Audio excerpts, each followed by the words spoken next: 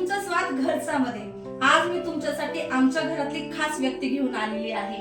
ती आहे आमची सासूबाई. आमची नाही, माझी सासूबाई. तर आज माझी सासूबाई बनवणार आहे आंब्यापासून गुळ आंबाची मस्त चविष्ट रेसिपी. सुरुवात करूया आपल्या रेसिपीला. सर्वात पहिले मी कैरी घेतलेली आहे, ती मी स्वच्छ धुवून घेणार आहे.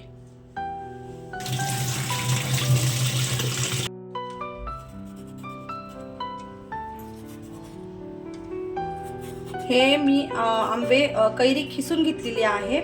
आई आपल्याला याला कोणती कैरी लागते? कोणची पण चालते. कोणतीही चालते का? ठीक आहे. हे मी खिसून घेतलेलं आहे व्यवस्थित. हे खिसल्यानंतर भेटूया. 1 वाटी कैरीचा खिस घेतलेला आहे मी खिसून. त्याच्यासाठी मी गूळ घेतलेला आहे आणि आवडीनुसार इलायची घेतलेली आहे. आई आता टाकताना सांगू आपण. सर्वात पहिले आम्ही गॅस चालू केलेला आहे. त्याच्यामध्ये आपण हे किती घेतलेलं आहे आई? 1 वाटी घेतलेला आहे. आणि त्याच्यातलं पाणी वगैरे काढून घ्यावं लागतं का? हो, पाणी वगैरे काढून घ्यावं लागतं का? आणि किती वेळ शिजवायचं आता? कमीत कमी अर्धा तास. अर्धा तास. आणि गूळ कोणता घ्यायचा? कोणचा पण चालतो. कोणता पण घेतलेला जातो का? चिक्कीचा पण चालतो, रव्यादार पण चालतो. आणि हे किती दिवस टिकतं हे बंद ठेवलं तर? कमीत कमी 12 महिने टिकतं. 12 महिने टिकतं हो. का?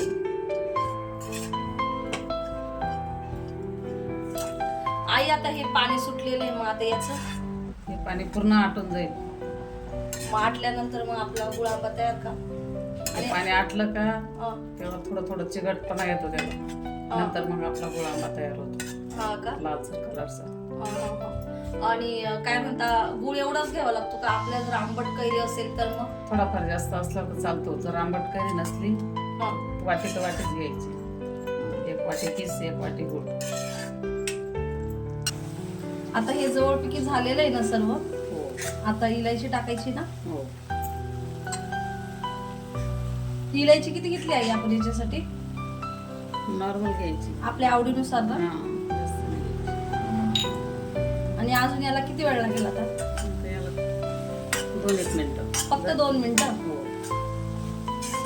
ते उलट जाम पेक्षा याच्यापेक्षा खूप चांगलं राहतं नाही खायला. हो.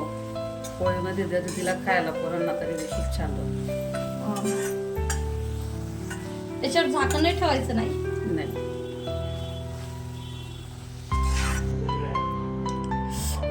तयार झालेला आहे आता आपला गुळ आंबा. आहे आपला गुळ आंबा. आता आपण हा काढून घेणार